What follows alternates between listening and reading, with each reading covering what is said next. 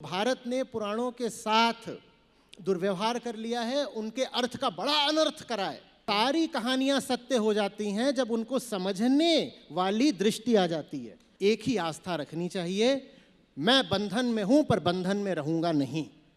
भारतीय पौराणिक आख्यान का संदेश युवाओं के बीच किस तरीके से पहुंच सके, इसके लिए आप कैसे पुराणों से पहले वेदांत का पहुंचना बहुत जरूरी है। देखिए, मिथक हैं पुराणों में और कथाएं हैं, वो कथाओं में जो मर्म है वो नहीं समझ में आएगा अगर वेदांत की कुंजी नहीं है। मैं बार बार कहा करता हूं, वेदांत ही वो कुंजी है जिससे सब बोध कथाओं का ताला खुला करता है। और अगर वो कुंजी आपके पास नहीं है तो भारत ने पुराणों के साथ दुर्व्यवहार कर लिया है, उनके अर्थ का बड़ा अनर्थ करा है।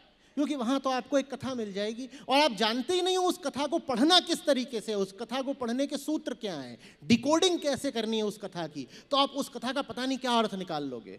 तो आप पुराणों तक जाएं, उससे पहले आवश्यक है कि आपको वेदांत के जो प्रमुख सूत्र हैं वो भली भांति पता आज के दौर में कैसे प्रासंगिक है, इसको आप कैसे बताएंगे? क्योंकि हमारा धर्म जो लोक धर्म है वो तो है पौराणिक आज भी ना।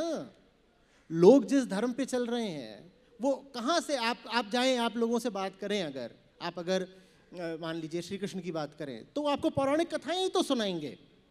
लोगों को भले भी पता भी ना हो कि उनका आचरण किसी पुराण से आ रहा है, पर आप पुराण से ही रहा है।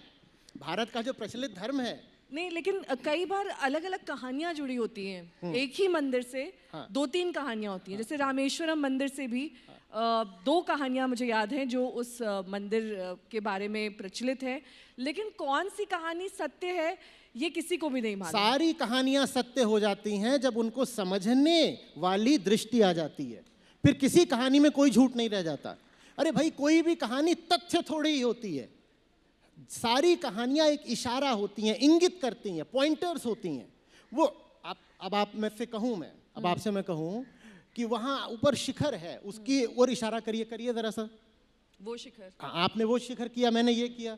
हमारी दोनों की उंगलियां तो अलग अलग हैं। तो कोई पूछे वो उंगली सच है कि ये उंगली सच है, तो क्या बताएं कौन सी सच है? दोनों उंगलियां एक ही शिखर की ओर ही तो इशारा कर रही हैं। लेकिन जिसको शिखर का कुछ पता ही नहीं, वो रहा शिखर। जिसको शिखर का कुछ पता ही नहीं, वो कभी इस उंगली को पकड़ेगा, कभी आपकी उंगली कहेगा तोड़ दो, कभी मेरी उंगली काट देगा। तो इस तरीके से फिर कहानियों के नाम पर फसाद हो जाते हैं। जो मंदिरों के बाहर अक्सर ताबीज, अंगूठी, कलावा, काला धागा, अलग अलग चीज़ें मिलती हैं, वो लोगों की आस्था से कई बार जुड़ जाती हैं। वो कहाँ तक सही है, बांधना, पहनना? एक ही आस्था रखनी चाहिए, मैं बंधन में हूं पर बंधन में रहूंगा नहीं।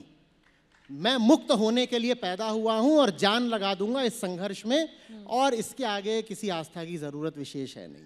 नहीं है।